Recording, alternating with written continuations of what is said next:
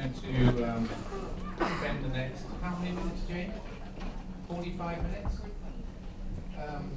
Thank you. And talking with our students and hearing from them about how they think you might be able to help them apply their learning, increase their motivation, work harder for you, with you, and be more successful in the process.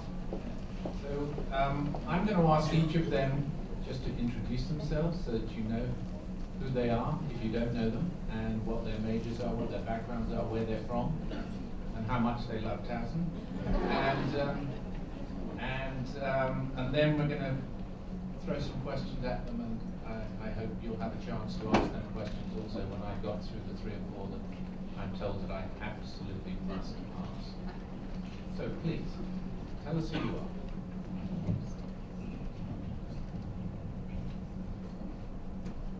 Hi, my name is Amy. I am a Deaf Studies student. I'm a senior, and I also work for Blackboard on campus. I'm one of 2 of our Towson student admins for the Blackboard system. So if any of you have called, you've probably talked to myself or one of the other students to answer your questions. So. Hi everyone, my name is Sumaya. I'm a Towson University student, of course. I'm doing double major at biology and electronic media and films. I'm a transfer student from a community college. Have been here for about 4 years. I also work on campus at civic engagement and leadership. Also, I'm a tutor at an elementary school near Towson. Thank you so much. Hello everyone, my name is Tiffany Young. I'm from Prince George's County, Maryland. I am a sophomore here at Towson University and I'm a pre-nursing major. Hi, my name is Ashley. I'm also from Prince George's County, Maryland. I'm an English major and I'm a freshman. Hi, my name is Sarah McKean. I'm from Virginia and I graduated from Washington and Lee University and I was a psychology major. And then I taught elementary school for 4 years and then found myself at Towson in the school psychology graduate program. I guess I'm in my 2nd year now, so I've been here for a year and a half, and I also have a graduate assistantship in the College of Ed in the Education Innovation Lab. So if you have any technology needs in the classroom, that's where you can find me on campus. Hello, my name is Kevin Francis. I am a sophomore here at Towson, and I'm a special education major from Howard County. Thank you all very much. So let's kick off with this question. Since one of the themes today is trying to apply content in sort of real-world applications, how have your instructors helped you connect to what you've been learning with the world outside of your classroom in a meaningful way? And can you give some examples of what that might look like? Let's start at this end, if we may. My major is language-based, so learning the language, American Sign Language. And one of our classes is a social service in the deaf community class. So what that entails is we go out and we spend about 15 to 20 hours in the deaf community in Baltimore and the surrounding areas, not only enhancing the lives of the people that we're helping, because a lot of them may not have friends who know sign language, but also improving our sign language skills and knowledge base for when we come back or when we go to grad school, so that we have the language that we need to communicate with the people we're going to be working with. And we don't need to do this in order, but if it works that way, that's great. Phil, you can jump in if you wish to. We don't need to use just one microphone either. We're actually quite well set up with 3. It's amazing, isn't it? Go ahead. Thank you so much. It's actually a great question, because whatever we learn, not only in school or in academic life, also in our regular life, to apply in real life, how does it work actually? So as I mentioned earlier, I'm a biology major and electronic media and science major. So both of those, amalgamation of both of these different life situations basically helps me a lot in real life as well. For example, whenever somebody tells me or asks me like, how does that work, I can actually answer those questions in terms of science or even in electronic media and films. One of the examples could be to learn different body parts of our body. It's really amazing how our brain works. It's really amazing how each organ or each system of our body works, and to apply and to know those things, to even prevent some of the diseases, or to help or understand. Even in our regular life, like my grandma passed last year, now I know how that happened and what are the precautionary steps that we should be able to take. So I think it's really important and amazing what we get to learn and apply in our regular life. Can any of you give examples where faculty have actually helped you do this and in some ways forced you to do such things? I shouldn't use that word, should I? Encouraged you to do those things. Invited, even better. Thank you. I can say, as a pre-nursing major, I've taken multiple psychology courses among many sciences, and even with psychology, it is a process where it is applied. It's a living thing, so you have to, work with it amongst your everyday life.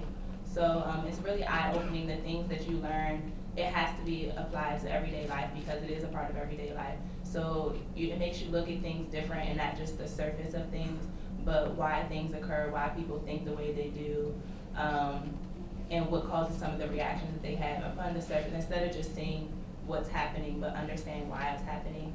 And with the sciences, like science is a part of everyday life, so working with different people, like even like in the hospital or patients and anything like that, you kind of understand the depth of what's happening, and not, just what's occurring, but why it's happening. And then with everyone's different, so you're able to connect with them and understand. And then with another like religion class I took, just as a core, it opened your eyes to understand different religions and not be biased to the situation upon your own religion, but understand different people and the occurrences in everyday life. And people are different, so it helps you to look at different people and not judge them, but understand, this is what they've been taught, and this is how the learning process. And all in all, it seems to be like a connection between everything, but it helps you to understand and have a better output, and versus just judging the situation, but actually have a deeper understanding of what is actually occurring. So for me, in my urban education class, my teacher would have us, whenever we would do a project, she would have us look at our own communities, where we are from, and then we would see how we could better the urban school systems within our own neighborhoods. And I feel like that is a great tool for teachers to use, especially for education majors like myself, so that we could start thinking, because I'm only a freshman, but still I was able to start thinking, well, how can I change the urban school system in my area? And I think for teachers to have students to pick a particular area to focus on is a very great tool. Thank you. Great. Yes. So as a graduate student, my coursework is very focused on my field, and the connection from class to real-world application is very apparent, and it's an easy connection to make. As a second year, I have a practicum placement, and I'm in an elementary school under the supervision of another school psychologist 2 days a week for the entire year. And I have assignments from each of my classes that I have to complete at my practicum setting. So for example, I'm taking a counseling class, and I have a student that I'm counseling the entire year. And I seek supervision from my practicum supervisor, but also from my professor and from my classmates as well. And I've brought in video from counseling sessions and gotten feedback from my professor, from my classmates, and then been able to take this advice and those suggestions and use them in the real world. So one situation that really stands out in my head is I'm a special ed major, and in one of my classes this past semester, our teacher made us go observe a classroom, and she wasn't really forcing us per se. It was so sorry I ever used that word. It's going to haunt me forever. It was in the syllabus, so we kind of had to do it. No, I was right in the first place. All right. So that was definitely, it got me, at least me, excited, because I want to be a teacher. So I was extremely excited to go into an actual classroom with actual kids, and really have like a hands-on experience. That's just one that stands out in my mind. Terrific. Thank you all very much. How have instructors helped to keep you engaged and motivated, or at least helped you push through some of the challenges that you've faced in your classes? And it's open to anybody to kick this off. We don't need to go down the line. For me, I would say positive feedback. Again, I mentioned that I'm a freshman, and last semester I was in a 200 level English class, and I was a little nervous about it, first semester in college. But my teacher, every time that we would have a writing assignment, she would personally email every student with feedback, and I mean positive feedback, letting them know what they did right, what they did wrong, and encouraging them on how they could better their essays. And I think that that's really encouraging for a student, so that they can not only see how they're progressing throughout the semester, but it does a little something for their confidence as well. That's terrific. And you actually read your email. Really encouraging. Others? I feel like this question is just made for me because last semester it was one of those semesters which were truly challenging for me, both in personal and in academic life. And I had amazing people around me to help me support it.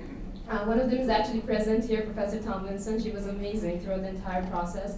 I was going through some really tough situations at home in my personal front, and I had to go past that. And because of that situations, it was affecting my studies and things like that, and I had to move past it, how to overcome. And she was one of the really nice people among many few who actually assisted me to help move past that situation. I feel we have some really good faculty on our campus, and we're truly blessed and lucky to have them. And not only Professor Tomlinson, who I see over here, along with that I had Dr. Bay, one of our biology professors, Dr. Martin, Dr. Wimmers, Professor Phil Davis, Professor Murray, and there are like tons more who we have over here, who keeps us motivating and encouraging us every situation whenever we need that extra push to move forward. Thank you. Keep going. I think for me, the best thing that I like about my professors helping me is they're very encouraging. They want you to succeed. They want you to learn the language. They want you to be able to get the language down and be fluent. And I know for myself and for a lot of my classmates, our fourth ASL class, our level 4, was one of the toughest classes that a lot of us had to take. And for some reason, a lot of us just couldn't get it. And our professor was very nice, and he was very helpful, and he was able to help us push past the struggles that we were having. And instead of teaching at us, which I found is kind of frustrating when you're also not getting the content, he was teaching with us. And he would, if we would finally get something, he would get really excited with us and then move on to the next topic. And we may not have gotten it right away, but every time we kind of took a step forward and got past another barrier, he was very excited for us, and we took a moment in class and we were able to sit back and say, wow, we actually got it, we actually figured it out. So. I think it's very important for professors to try to go the extra mile and learn students' names. I understand in a big class that's obviously hard, but to students, if that kind of gets us a little motivated, like you care about us, you know our name, you're going the extra mile to show you care about us by knowing our name and what we're interested in. So I think that's obviously it's harder in a larger class, but in the smaller classes I think it's very important to know the students' names. And for example, one of the professors I had this past semester actually used an iPad and had us all take selfies of our faces, so she could practice, she could memorize our faces and our names. So that was I thought that was really neat, and I thought that kind of got me motivated because she was motivated too. There is actually an effort being made for us to have you agree that we can put your pictures on our course rosters, so that faculty actually have a picture of you on their roster as well as a name. And provided you as students allow us to do that, I think it will help us a lot in that regard. So thank you for making that point. What about from the graduate student perspective? Can I push you a little bit and ask you what kind of special difficulties you might have experienced, or what that you think graduate students experience, and how those have been addressed with you for you? Motivationally, I find, personally, I'm very motivated in graduate school. I worked for a while and it was my choice to come back. So I'm internally motivated and that takes care of itself. However, I don't think I expected the challenges of balancing life with graduate school. I felt ready to come back. I had been a teacher. I knew what it was like. But balancing my husband, going from 2 incomes to 1 income, school, and then working part-time on top of it as well. All of that was a really big challenge. But as a mental health professional, my professors emphasize work-life balance. And that's something I've heard about in all of my classes. Their doors are always open. I drop by announced, unannounced, to talk with them, to get feedback on assignments, to get support and help. And that's something that I wasn't expecting to find at such a large university. Like I mentioned before, I went to W&L. The student population there is 1,600, and I knew all of my professors very well. So I was pleasantly surprised to find close relationships easily developed with the graduate professors I have here. For those of us who spend a lot of our time touting this institution as a large institution, but with a small field, it is very nice to hear those comments. Others? To kind of piggyback off of what Amy said, it is very exciting when you're dealing with a professor who's motivated to teach the class, and it doesn't feel like they're she said, teaching at you, but they're teaching with you. They're engaging you, making you feel excited to be there, to understand the material, and not just teach the material, oh, you may not understand and move on. We understand that they can't spend all day on one subject, one topic, and making sure everyone gets it, but it is your responsibility, to do some extra effort on your own to understand. But when it's the little things of, making sure everyone's comfortable with it, and maybe using another sense of trying to understand, but also when professors are available for their office hours, for the student to come and drop in, or when they're responsive with their emails, because sometimes you may not always get to do the office hours, but when you're capable of emailing the professor and they can get back to you at a reasonable time, so it's a sense of connection, and that the teacher wants you to progress, wants you to do well, and you don't just feel like you're in it alone, and they're, you may or may not do well, or you just feel like stuck because your teacher is not, active with you. So that's a very, a motivating sense. I had one professor for one of my TSIM courses who canceled classes for the week. I think it was a 3-day week course. And she canceled class for a week, and everyone in the class made an appointment to meet with her for a writing assignment.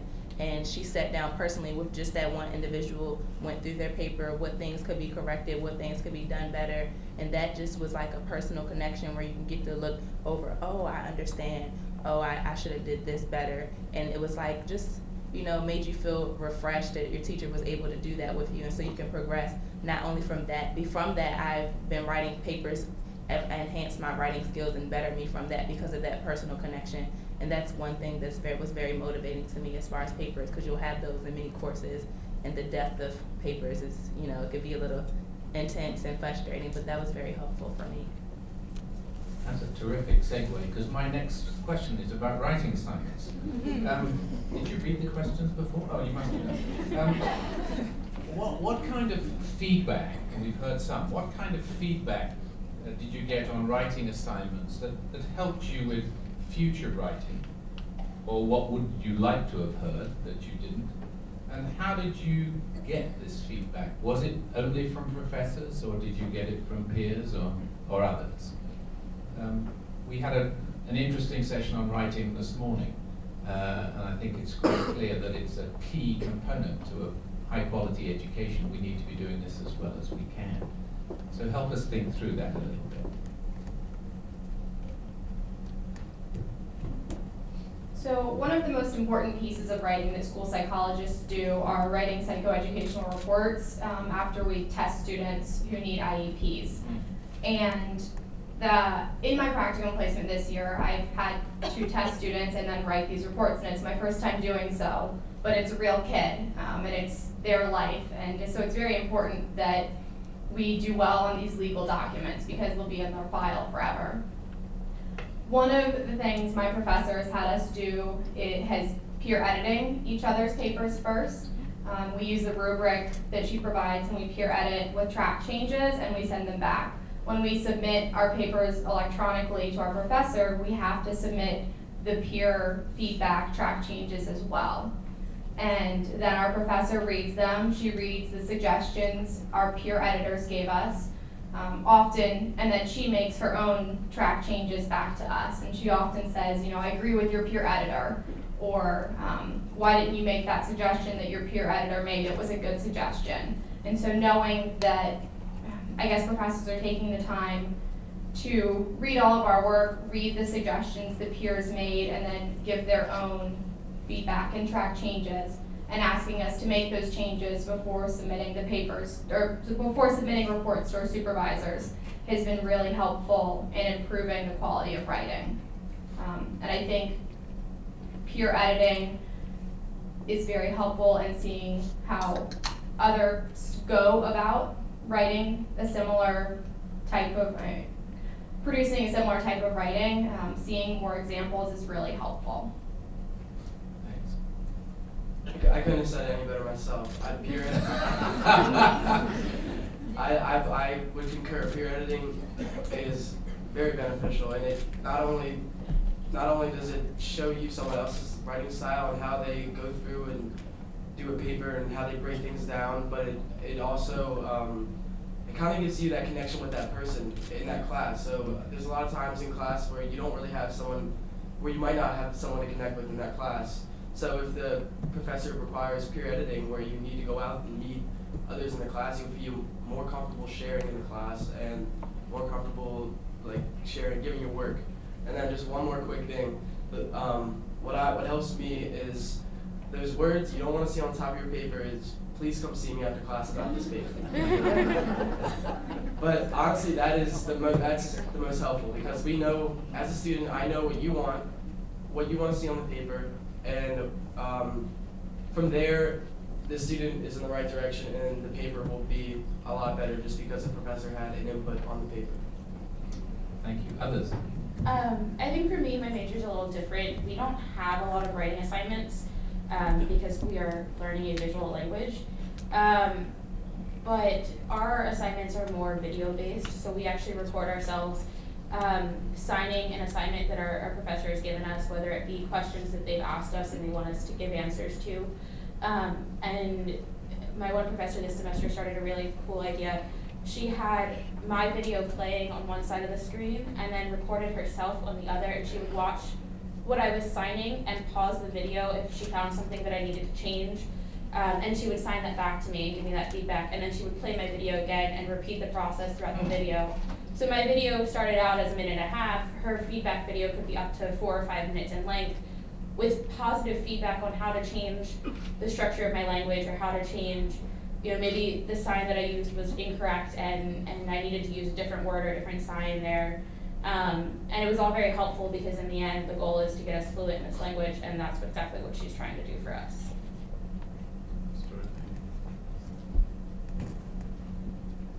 One of the majors is electronic media and films that I'm studying as well. So over there, we have to take certain courses. One of them is screenplay. So it was my first time taking that class, and first time I got to learn how to actually write a screenplay, and I was so excited. Maybe I got a little carried away and didn't really focus more on the format and things like that. So I had a professor when I was taking the script class for the first time, and learning the basis and the basic of writing a real screenplay. And one of the things that I think helped me, and also one of the things that really worked for that class, is writing different drafts, not only for a script or a screenplay, but also in terms of just a regular writing. A writing cannot be just written one time and that would be like the amazing one. So there has to be more than one draft, and that is something that I really learned from that class. I feel like one of the things that he taught us is, if I am really trying to write a really nice piece, then there has to be more than just one draft. There has to be multiple drafts, and in each draft you get to improve and rectify the mistakes or something that you could have done better than the last one. Yes, I agree with her. I believe that the writing process, it has to have multiple steps in order for the final work to be great. So I think that teachers should try to, as much as possible, add multiple steps to the writing process. And one of those steps should be peer editing, because I believe that you can learn from your peers, and oftentimes when you read somebody else's paper, you'll pick up on a different style of writing that you can add to your own paper. So definitely multiple steps and peer editing will help with the writing process. Thank you. I think the faculty all know that it's about rewriting. Oh, yeah. We've all done it. Rewrite and resubmit. Thank you very much. If you've taken online or blended courses, if you've used Blackboard, what works well and what doesn't? Help us think a little bit about the values or the difficulties of those platforms for you, please. Okay, I have not taken an online course, but many of my courses have used Blackboard and some have not. I found that the use of Blackboard is more helpful than teachers who do not use Blackboard, because Blackboard not only consists of the assignments you have, but it usually has general information of the assignments, the due dates, the content of the assignment. It posts your grades so you can kind of keep up with, what your progress is in the course.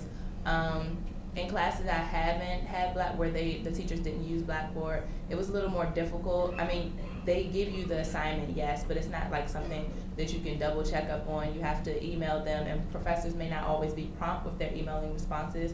So it is just helpful to use Blackboard. And then with grading, you feel more comfortable with being able to keep up your grade instead of having to sit down on paper, add this test, this test, this test, and these 3 homeworks and divide by this. And because you don't want to miss a step, you would just rather be accurate with the process and then keep up with it as it goes. So I have found Blackboard very helpful versus instructors who do not use Blackboard per se. Yeah, I would definitely have to agree. I took an online course a few summers ago, and my professor was kind of all over the place. Blackboard has a lot of tools that you can use and a lot of different things that you can give your students to do for assignments. And he was kind of all over the place, had one assignment that was from every tool, which was a lot from a student's perspective, especially because it was a 5-week summer class, so we had a lot less time as well. So I think definitely if you're going to use Blackboard, just pick one tool that you really like and not use every single one, because from a student's perspective, it's really hard to try to keep up with which assignment is which tool and what is due when, and Blackboard can be a very useful tool if you try not to overwhelm your students with it. So one thing that I really like when professors do is when they upload all of the readings and materials for a course at the beginning of the semester. I like to bulk download everything at once at the beginning of the semester, save it all to a folder, organize it, so that I don't have to go into Blackboard each week to download the materials. I find that it saves me time. I can access things really easily from my iPad. I don't have to get on a computer to do that. So I found that very useful. Some professors like to post all the PowerPoints at the beginning, some don't. So that's just up to the professor. But it's nice having access to those PowerPoint slides so that I can take them to class, make notes on them, edit and add to them during the lecture. I find it more engaging when there are parts of PowerPoints that are missing, keeps students more engaged rather than having all the information on the slides. Great. It's put me off Blackboard for life. No, not true. can you just give us some examples of some specific course activities? So you talked a little bit about some of those Blackboard things, but assignments, lessons, interactions, group work, things that you found particularly valuable in terms of your learning, some of the ways in which faculty have helped that. So for me, my Towson seminar teacher, she had us do online Fridays, and basically what that consisted of is doing multiple small assignments on Blackboard. In my Towson seminar class, we were learning how to write an APA style, which is pretty big if you've never done it before. So I thought it was pretty useful to be able to go online on Friday instead of going into the class and watch small clips, read small articles, and then you would write about a 10-sentence reflection on it. So I thought that really helped the student, because not every student is keyed in on everything that's being said in class, but when you have to sit down and read and write on your own, and then pick small topics from each article to show that you actually read them, I think that's very helpful. Thank you, that's very helpful for us. Others? One of the things that really works for me is weekly quizzes. Some of the classes has that. Another thing I would like to go back a little down the previous question is, I really agree with the other team members over here who mentioned about the syllabus being online for the whole semester, so we get to like see what is coming on our way. It's always good to add different things throughout the entire semester, but when we get to see what we are heading towards, I think it gives us a little bit of comfort in terms of semester-wise that, okay, this is what I have to prepare for this semester in terms of this particular class.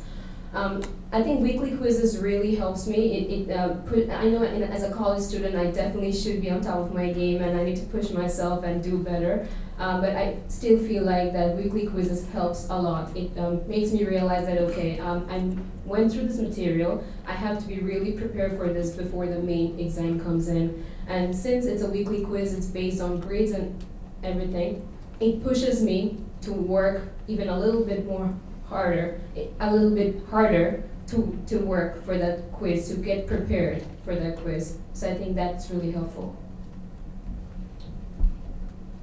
Others? Yes, please. So at the graduate level, I've had one class that had quizzes, and it was not helpful. It was something that was one extra thing that we had to take care of. So I guess from the graduate perspective, I would disagree with weekly quizzes, but I could see how that would be very helpful for you also. I think that if you're going to do the readings, you're going to do the readings. So the quizzes were just one extra added thing, and they weren't as purposeful. I think for me, the most important thing is being able to see the purpose behind the assignments, having a really clear connection to the field, and I guess reason behind them. Anything that doesn't have a parent meaning or seems added to the syllabus for points or something along those lines, although I'm sure as professors design classes, they try to make everything have a purpose. But when that's made very clear and apparent, that's really helpful.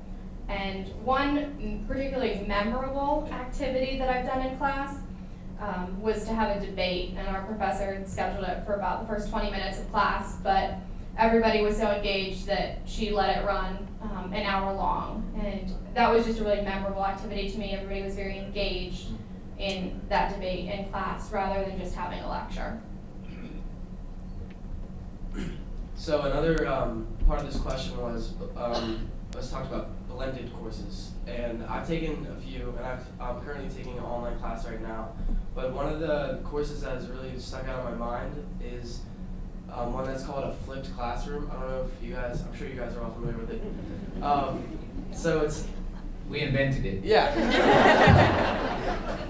So I took a flipped classroom course, and it was in a huge lecture hall with over 100 students, and it was a Psych 101 class, I'll tell you that. And a lot of the students were freshmen, and the class, my advice or my opinion would be, if you're going to do a flipped classroom, I would advise doing it with a smaller classroom when you do it in a bigger classroom, students tend to get lost in the material. I know it's their responsibility to look into the material and learn the material themselves, but it really wasn't beneficial for anyone in the class. And I talked to any other students in the class, and they had said the same thing. They didn't learn much. Not many people did well on the final exam or the midterm.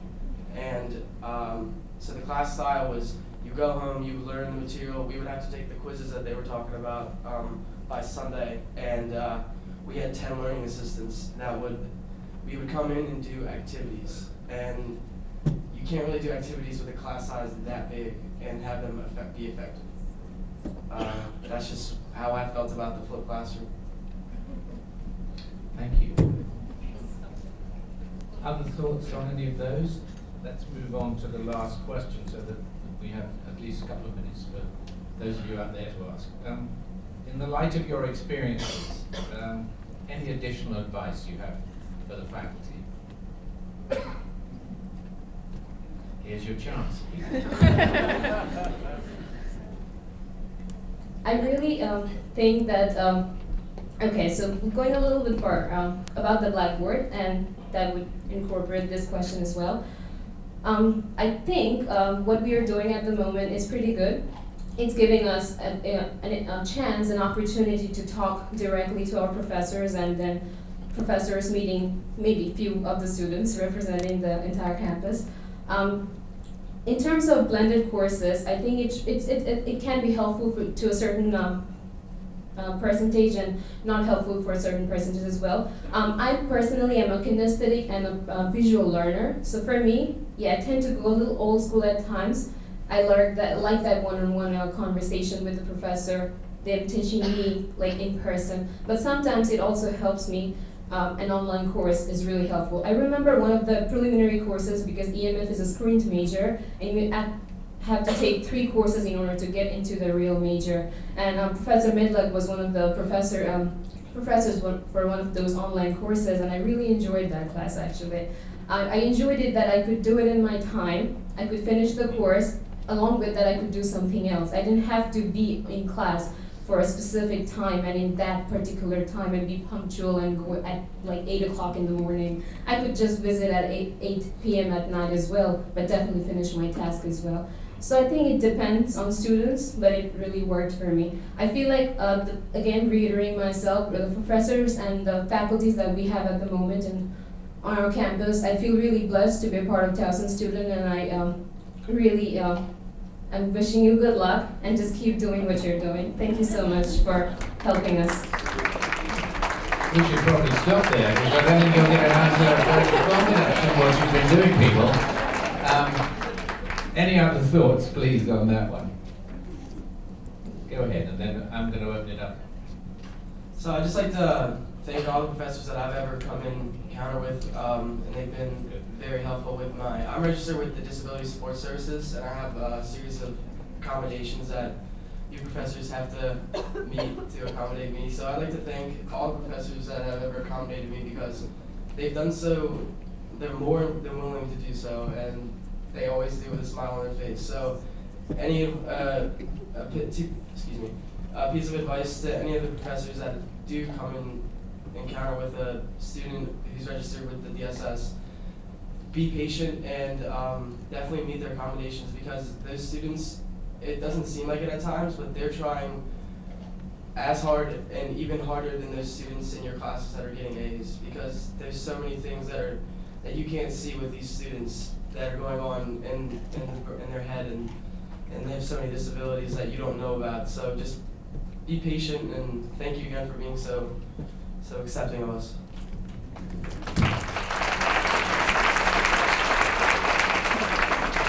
We are blessed with a fabulous DSS department on campus, as you all know. I've been told that I'm not allowed to stand up here any longer, and we have to call this to an end. But would you please show your appreciation for our students? Thank you so much.